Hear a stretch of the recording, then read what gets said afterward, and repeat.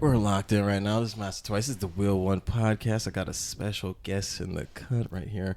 And now, Ashley, please introduce yourself to our people here. I am Ashley, born and raised Toronto, at Fernange. Thanks for having me. No problem. You know what I'm saying? Good friend of mine. And we're coming in here because I like, the show is basically about, real people telling real stories. So, I want you to start from the beginning. You already kind of did. So, tell me about the early life, where you grew up, where you're from, family, with the family, whole life, all that. Tell me about that. Early life. I feel recalled to do like that whole Dwight thing where he recalls his first birthday and be like, it was dark and wet. Maybe not that far back. But I don't think we all got that Dwight memory. Sorry, you know me, like office, everything. Oh my God. That's our show, by the way. If you don't know, now you know. Early life. I am first generation Canadian. Uh-huh. My parents immigrated here from Europe, very young age. Had kids young, did that whole Canadian dream life. My parents are very much the laboring type. Okay. So, as a kid, they were around, but they weren't. Yeah. But it was different times back then. So, it was a lot more socially acceptable. Of course. Like I said, I was born and raised in Toronto.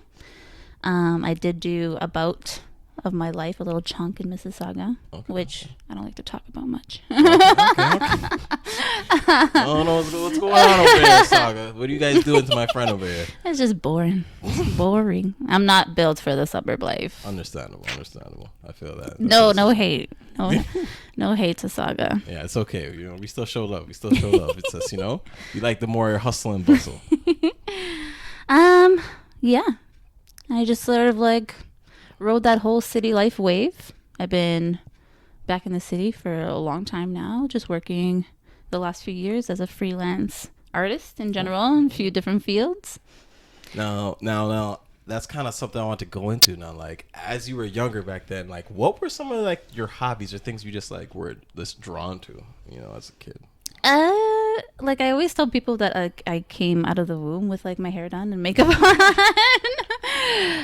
But my earliest recollection as a kid was just watching my mom get ready as she was getting ready for an event or whatever, and putting on her makeup, getting her hair done and stuff like that. And at the time, with Avon and all that good stuff, they would have a lot of small sample size stuff. Okay. So my mom used to give me a lot of that stuff, and it would be that's my makeup, the baby size is for me.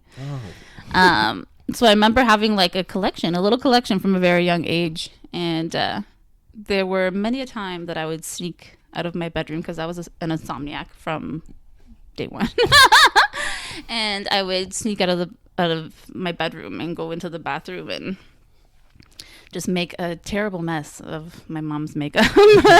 Just all over me, all over my dolls, all over the place. I soon caught on that she would be able to tell because I would leave a mess in the bathroom. So I would take her makeup and bring it to my bedroom. It wouldn't really make much of a difference. She would still know. Yeah, you're leaving a little bit of a trail. I'm no, and it's all over.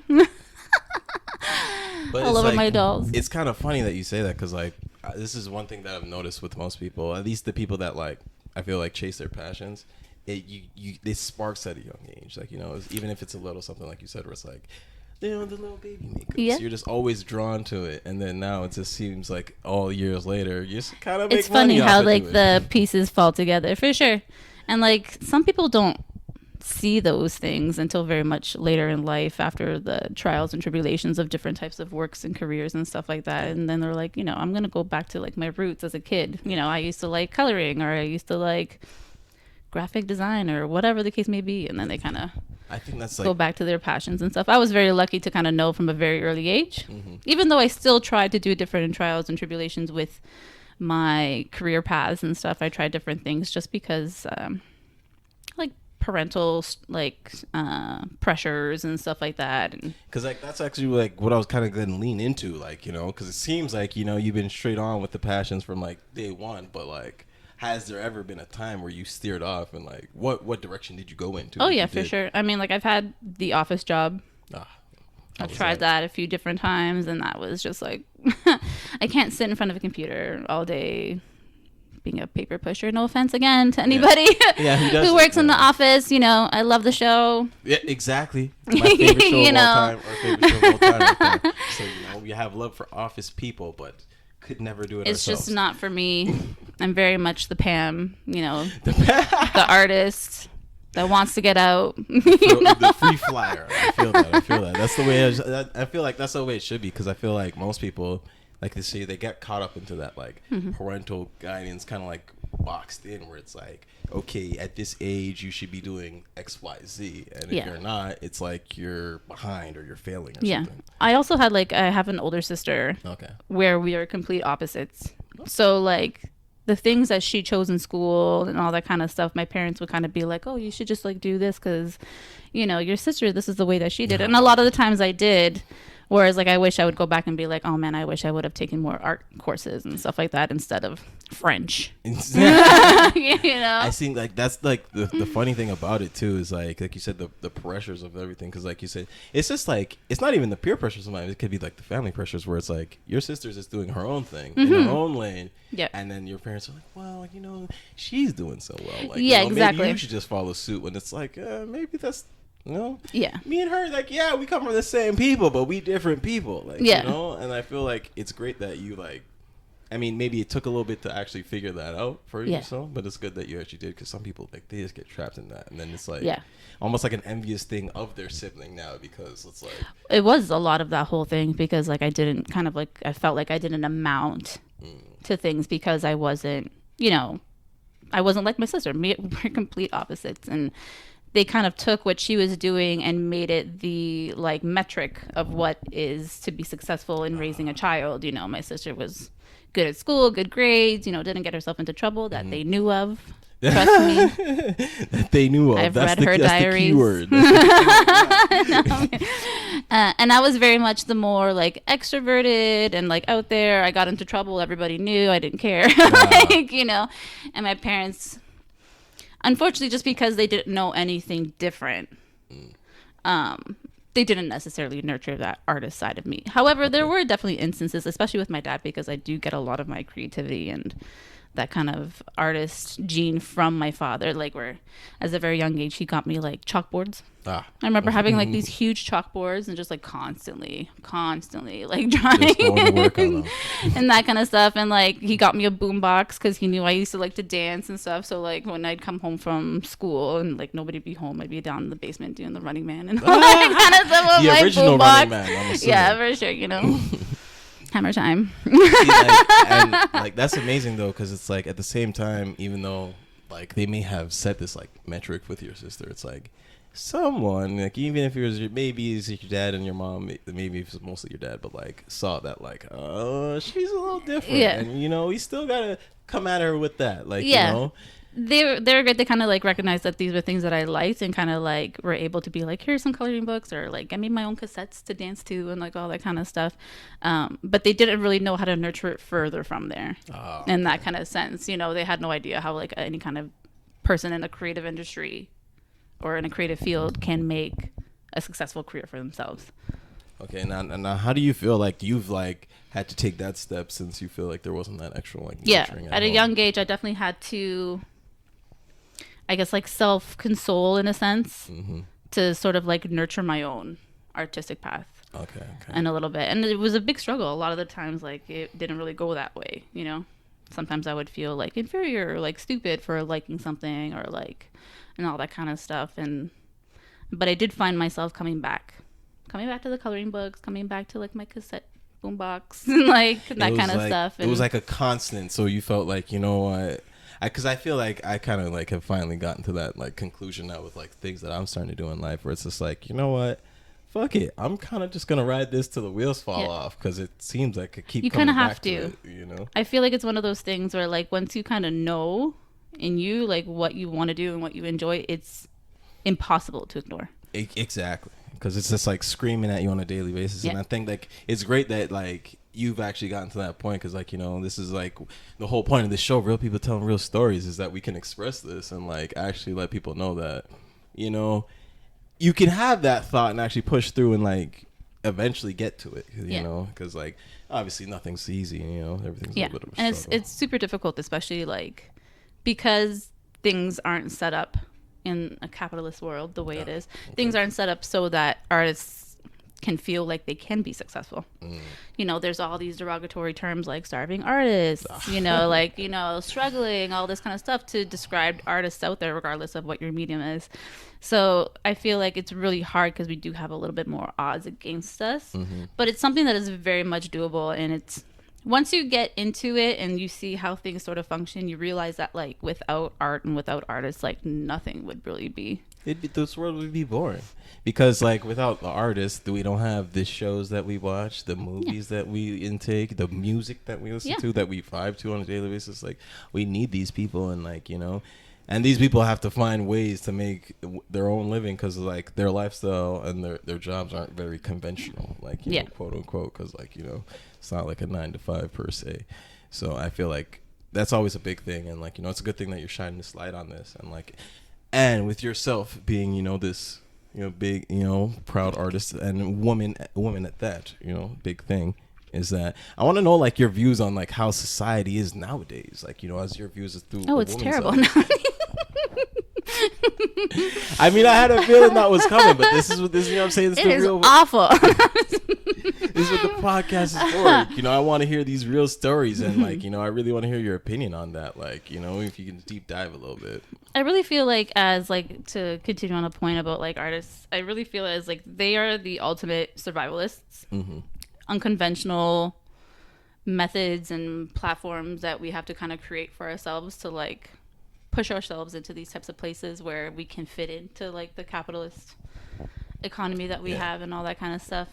And like I said, like once you have a knack or once you have a know, it's like impossible to ignore. And I feel like it's something that is in artists that drives them and that has that ambition, that regardless of like rejection or oppression or that kind of stuff, it's something that we kind of like want to strive for because we in ourselves feel like art just makes life better.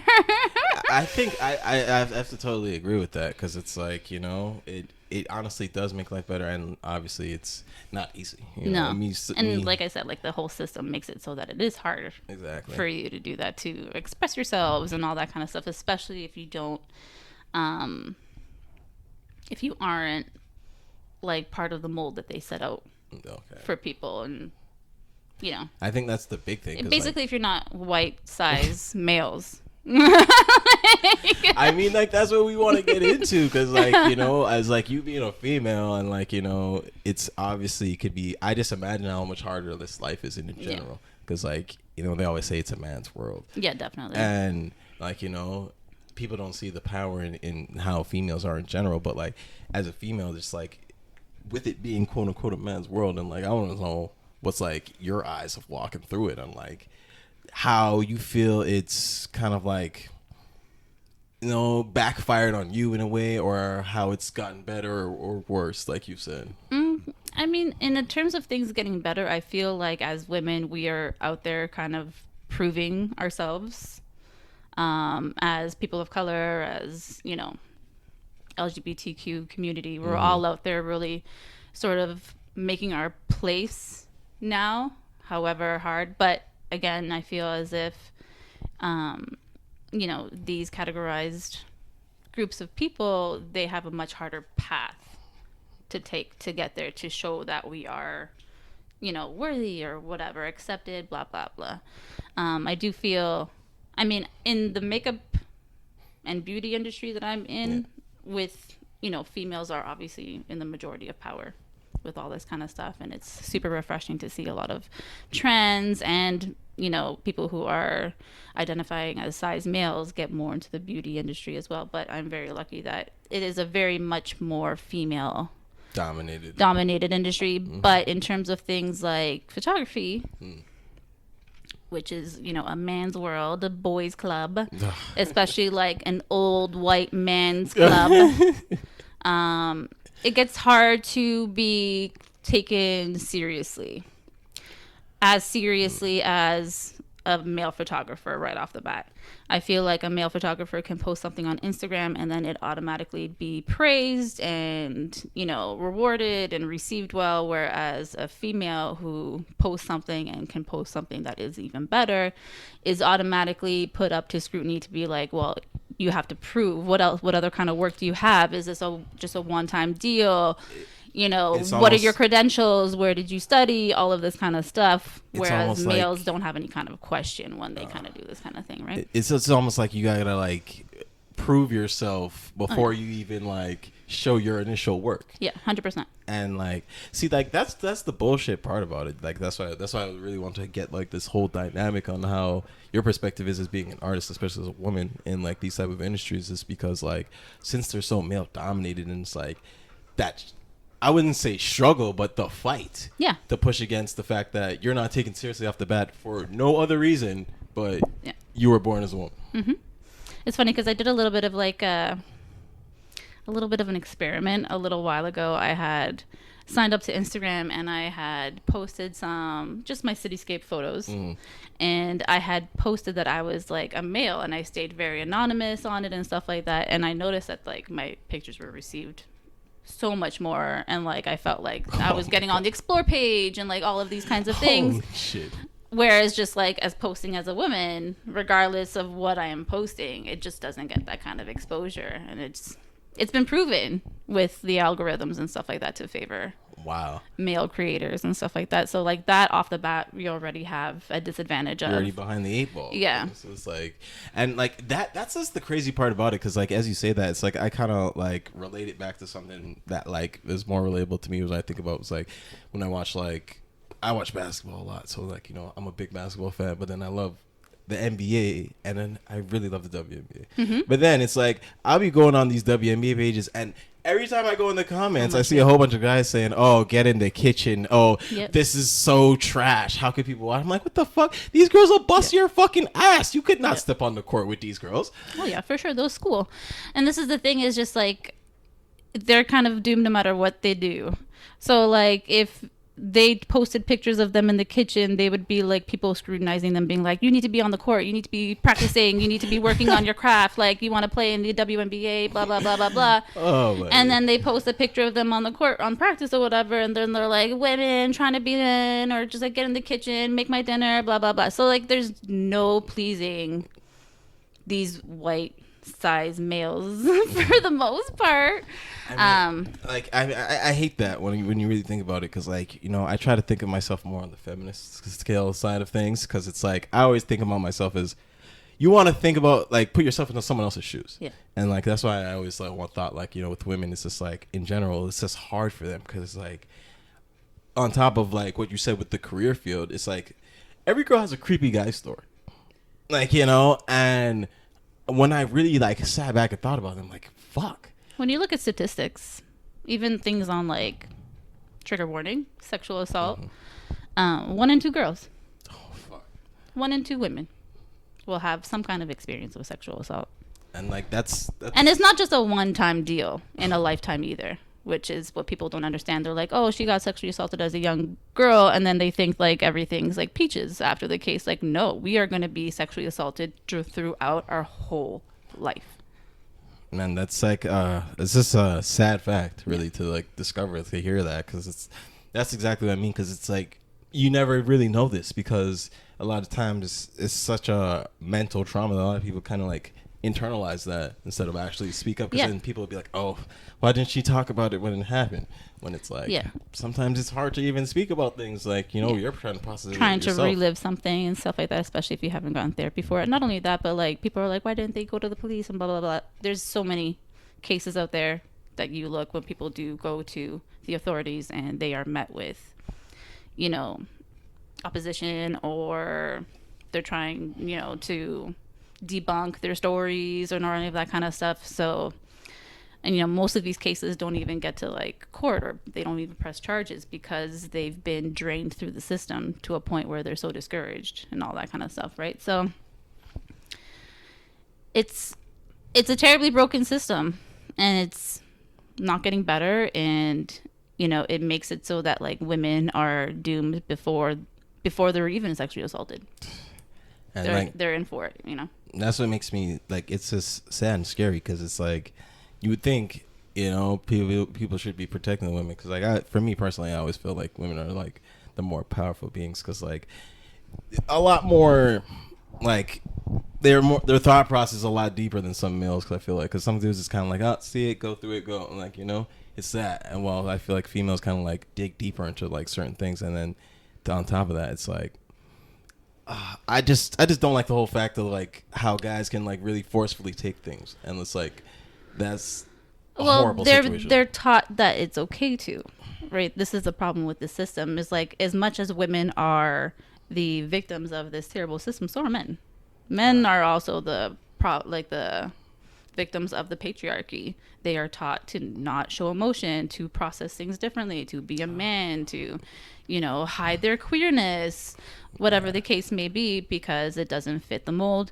So I really do feel as if, like, because women are taken in have such a disadvantage in the system, I do feel as if like we do need a lot of like allies and strong feminist leaders and all that kind of stuff. But ultimately, in order for any kind of harmony to be had, and for us to be in our ultimate, highest collective selves, there has to be a proper balance of both. There has to be a healthy side of both. Healthy feminine, healthy masculine, in order to help build each other. And right now, with the way that the system is that they make everything against the masculine. Yes, yeah. I kind of see what you're saying there. And it's unfortunate, because like I said, it's not just females that suffer, it's everybody who doesn't fit the mold, including males. I mean, that's a big thing, because like, even myself, I never thought about that, because like, it took me almost like a couple years ago till I really felt like it was okay to cry, like even in front of people, because it was like, it was always like you said, it was always that, you're supposed to be strong, like, toughen up, bro, like, fuck you crying for. And then like, it took me till like one day I sat in a room with a couple of my friends, and we were just had one of these days where we just had a therapy session. Unload, yeah. And then we just sat there and cried with each other and hugged. And like, after that day, I was like, so needed. Yeah, exactly. Because I feel like a lot of people don't realize how much you need that. Like, that itself is a therapy session. And I feel like they don't realize like how much you bottle that up, and you need to get that out of you, because clearly it's on your mind, and it's something that you want to talk about. And it was so refreshing, because ever since that day, it made me a lot easier for me to just, I can let it out when I feel a need to, because like, I know that this doesn't make me any different as a person. It's just because I am a person. I'm just showing emotion like everyone else, like, because I'm pretty sure we all do in our own time. So it's just, I feel we need to be more open about things like that. Like, have a strong sense of self in order to show that emotion openly. Yeah, exactly. Because like, I feel like that's a huge thing that a lot of people don't do, because nowadays a lot of people want to be like heartless, like, that's the whole thing, like, just show no, like, even more no emotion, because it's like, oh, I don't trust nobody, red flags, all this other shit, when it's just like, we really need to be talking about these things more, and it's unfortunate, because like, again, with like women, they can't do anything to please anybody. It's the same thing with men. Like, you see people on platforms like Instagram or TikTok talking openly about emotional things, men, and then they'll have comments where people are like, stop being a little bitch, like, like, toughen up or whatever. Yeah, that's very true. When really we should be encouraging a lot more of that kind of thing. Exactly. So now, it's good that we've been diving into this topic of mental health, and like, a part of this story, is part of this whole show, real people telling real stories. So like, I would hope, if it's okay, that you would tell us something of a traumatic situation that really first brought into your mind how important mental health was. You choose. This is your choice here now. I unfortunately have had a few instances where I've had traumatic situations, and I've had to do the work and go to therapy and all that kind of stuff. I guess I will talk about my most recent trauma situation, because that has sort of like opened up a little bit of a spiritual awakening in me, I guess you can say, or whatever. It ticks off all the things on the list. Yeah. Awakening. I was in a very toxic relationship with a narcissist, and it got to a point where like I was in a really bad place, and I needed to reevaluate my life and reevaluate my relationships, and really sort of understand that my outside experiences and circumstances don't equal the worth that I have, or my value, or what I put out to the world, and all that kind of stuff. And I lost a lot of that in that relationship. I have since obviously cut this person off, and things are a lot better in terms of like my mental health and stuff like that. But it got to a really bad place when we were in our worst worst part of our relationship, I would say. It got to a point where I was doing some self-harm. Oh. And it wasn't something that I have done since I was a very young child. And that's where it started to get really concerning. And it took me a long time to kind of get myself out of that spot. It took a lot of work, a lot of journaling and shadow work. That's it's releasing. Like, it's kind of like you just got to slowly open the tap until you feel you fully let it all out. Yeah, brick by brick, step by step kind of thing. Exactly. Day by day. And I'm in therapy for it, which I'm in a much better place with everything and with myself. And but even though how traumatic and still stressed out and full of anxiety that I get thinking about it, it really did teach me a lot about myself and my self-worth, and how important your relationship with yourself is, and also understanding that people are only capable to meet you where they've already met themselves. Okay. See, like, I love the way you put that, because, like, I feel like at the end of it, it's like as negative as things can be, you kind of turn it into a positive. Like, you found that way where it's like, what, fuck it, I've learned these things about myself now, and like, this is how I'm gonna build myself to move forward. Even though, as much as it could be, a little hard to go look back on things. Like, as much as I wish I didn't have to go through that kind of stuff. I'm glad that it went that kind of way and that I'm at this place now, because like, who knows what I would have had to go through to learn the same lesson. So, it's the whole thing of like the devil or the one that you don't kind of thing. Right? Yeah, exactly. Like, and I love that this, like, the way how you're coping with it now, and like, what was kind of like your big things to like cope through something like, because of course there's probably someone watching this that's like going through a situation very similar. I just really put my head in the ground, I should say, and really just invested and just got really into myself.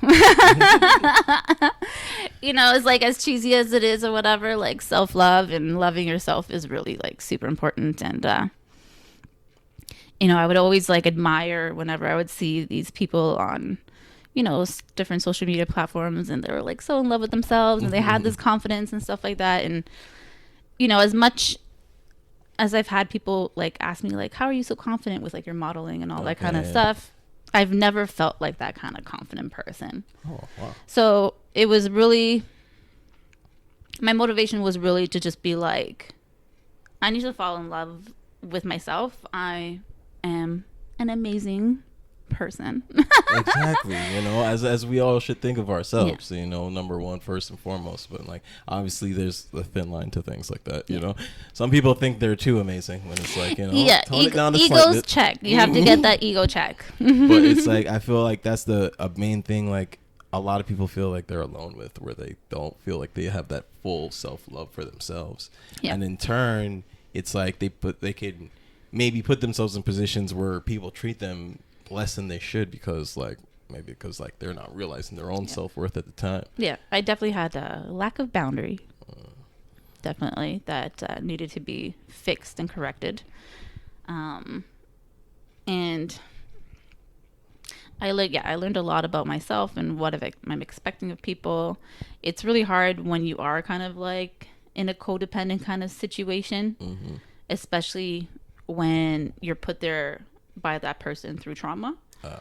But really sort of investing in yourself as much as you would invest in another person is really sort of what'll kind of take you out of any kind of hole you're in. I feel like that's great advice, because I feel like even like for someone like me, like in my position predicament, like for after I got in this whole chair situation, like I was with somebody and she left me when I was in the hospital, and and That's a special kind of person. yeah, it was a bummer. It was a bit of a bummer, but it was kind of that thing that I needed, because it was like, instead of like, all right, focusing on like I don't know, her showing me my love, it was like, fuck it, let me just kind of like put my head in the dirt, like you said, Yeah. and try to focus on me and try to like find that love for myself, which it did take a while. Don't get me wrong, because like it wasn't easy, this whole transformation. It's hard to see things in that kind of sense. Obviously, in hindsight, it's super easy because, Yeah, like, you exactly. think, like, oh, what if she had stayed? What kind of relationship would I have been in? And would she be shitty to me even now? And I think the same thing, too. I'm like, if they weren't dishonest with me, if they weren't unloyal, where would I be? And I wouldn't be happy if things had stayed together anyway. Yeah, I feel like that's the kind of the thing about it. It's like, if they're meant to be, there will be. Yeah. And I feel like for anything in life, and I feel especially when you have like relationships, and then when you go through certain traumas or like turmoils, and if it doesn't work out, it's because it probably wasn't supposed to. Because like in that essence, when I look back on it, it's like, yeah, that girl was cool, and I was probably really infatuated with her at the time. But in reality, we were very different people. Yeah. And it was just, eventually it was probably gonna fizzle out. So that was just me getting shot is a bigger excuse to be like, It's hard because like at the moment you always experience it as a loss, right, or like failure or whatever the case may be. But then obviously in hindsight, you think about it and you're like, okay, well, I think this is a much better place to be. Exactly. That And kind of I feel like one of the big things I feel like for myself, and like one things that I like to push now going forward, is like how beautiful the pain is, because I feel like a lot of people, that's why they don't want to talk about their pain, is because it hurts so much, but there's beauty in it because it helps other people. And and like you've been sharing some of your pain with me today, and it's like I want to know, like, how have you found the beauty in your pain so far? What I find beautiful about pain is that it puts us in our most vulnerable positions, like in our most vulnerable selves. And I think when you're at your most vulnerable, you're most authentic, which is lovely, I feel, because to be able to connect with your most authentic self is hard, unless certain types of turmoil and things happen, right? That kind of puts you out there. Yeah. And I feel like that's kind of like one of the big things, like, because I feel not enough because like I've even talked to people after doing a couple of these episodes, and they've been like, you know what, I'd love to do one of those, but I just don't feel I have that in me to kind of just spill my life to the world. And I feel like, but that's the thing, all of us are not vulnerable enough to spill that things that we don't want to talk about. That's why our communication is so off. Yeah. Because connection's not there. Yeah, because you'd be surprised how much you connect to someone more with pain than the things that you have in common. Well, it's a more authentic connection. Exactly. And like that's why I feel like I love it, and I feel it's an important thing to, like, we need to get it out, and like and like, even like these are therapy sessions in general. We need to get it out for our souls and spirits, because it's like you got to recycle things. Got to have that cleanse, and I feel this is a great conversation to have. Vulnerability is a really funny thing, just because it's something that we all kind of yearn for ourselves and for the people that we connect with, but it's also something that we fear and dislike very, very much, and will avoid at all costs, almost, in a sense. So, but I guess maybe that's why it makes it more special when you do have these sort of like authentic, vulnerable moments. Yeah, I feel like that. Yeah, exactly what you said. Because like you connect more, because like you said, when it's vulnerable, it's like that raw, real emotional connection, instead of just that. We connect because we like this thing, but like when we experience the same type of pain, it's like, whoa, like I see you the way you see me now. Yeah, man, I feel like that's the things that we need more of, because like you said, compassion. Yeah, there's not enough compassion in the world, because we don't have that understanding and that connection and that communication. I feel like communication is always key. And it's people don't want to be putting themselves either in like mentally in a position where they would be uncomfortable. So they don't want to talk about things that, you know, are taboo or would make them be vulnerable. Yeah, see, like that's the like thing that I hate about it is just because like the way society is shaped is that like if you talk about things that make you uncomfortable or vulnerable, it's like put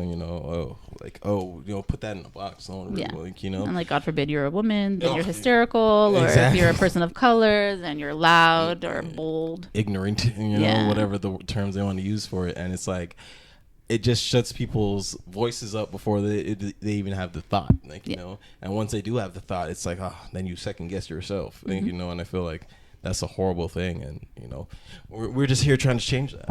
People don't like to face things that they don't have to experience themselves.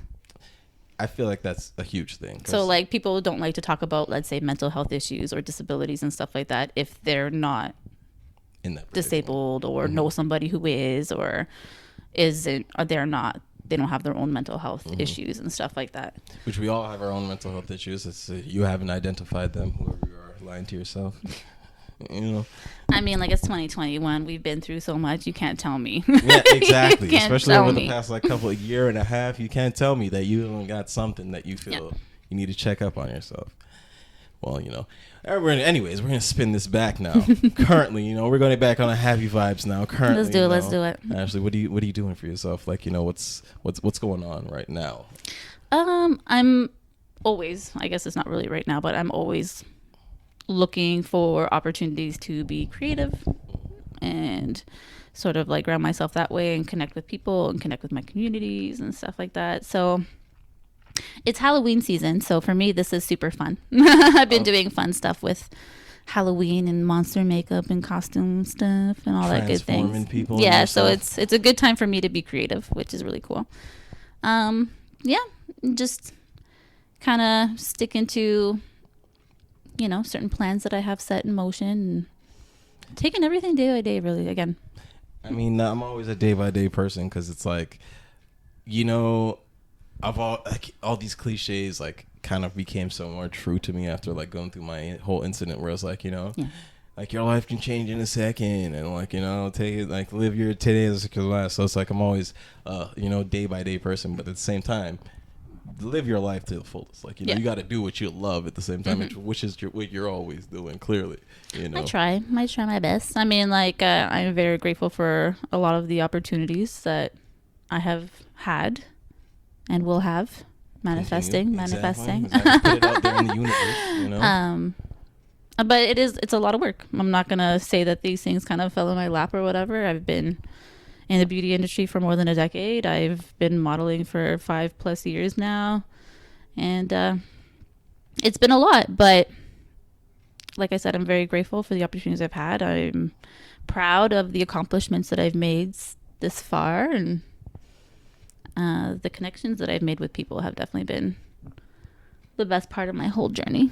I think that's like the best thing because it's like, you know, doing something you love and then you find you just make these like small or even big connections along the way, and you're just like, wow, like you be surprised how chasing your passions can lead you to so much more, you know. Well, it puts you in line with a lot of people who have the same mind or drive or ambition kind of thinking. A lot of my friends right now, good friends, are people that I've met in the industry. And sometimes when you share something like an art form or whatever the case may be, a job, even if an office job or whatever, you tend to make like some really good lifelong friends. And because I feel like when you're chasing after your dreams, you're aligning yourself with other people who are too.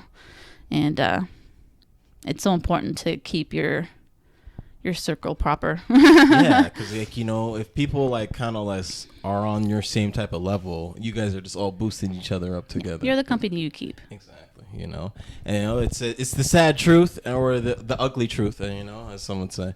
Now, I know we're talking about living everything day to day, but you know, as we're about to close up now, let's to the people. What's the future hold now? Like, you know, what are you manifesting for the future? The sky's the limit. Okay, all right. Yeah, that's the perfect way to put it. Right now, I'm kind of like focusing a little bit more on my my social media platforms. Just trying to build community on there, especially throughout like the makeup and beauty industry and stuff. And yeah, I'm just like I said, I'm open to like almost anything that's creative and making connections with people in the same kind of mindset and, you know, industry or not, doesn't matter. So yeah, I'm open. I'm excited to see, especially with, you know, things kind of getting back to normal with like COVID and all that kind of stuff, and seeing where that goes. All And the new opportunities that are lying ahead. who knows? Like you said, like one thing can change from one day to the next. You don't have to get shot to know this. I mean, even with COVID, you know this, right? So you gotta live your life. Exactly. You know, I feel like that's the best way to you know, end it right there. Is like, you gotta live your life. Live life. What can happen? You know? Live life, love life. Exactly. You know, thank you so much, Ashley, for coming Thank you through for to having do me. one podcast. You know. Oh yeah, you gotta, you know, this is the time to plug yourself. So, you know, right now, Ashley, plug yourself in right now. All those platforms and everything where people can find you. You can find me on TikTok, Instagram, Twitter. Super Great, which is a beauty community platform.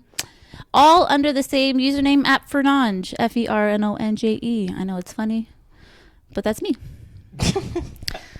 It's very suiting. It works perfect. It works perfect. If you know Ashley, you would know. Awkward, you know, weird. All right, that's it for today in today's episode. Thank you again. Thanks so much for having me. It was great catching up. Wheel1 podcast, real people telling real stories, you know. And you know, I'm pretty sure we'll have you back once in a while. We'll tune in later on in life. I mean, like, I'm down the street. Exactly. I'll bring more donuts next time. If only you guys could see. You know, we might show you later. All right. Okay. Cute. Killing it. That was good, yeah? Yeah, that's it right Not there. too much rambling?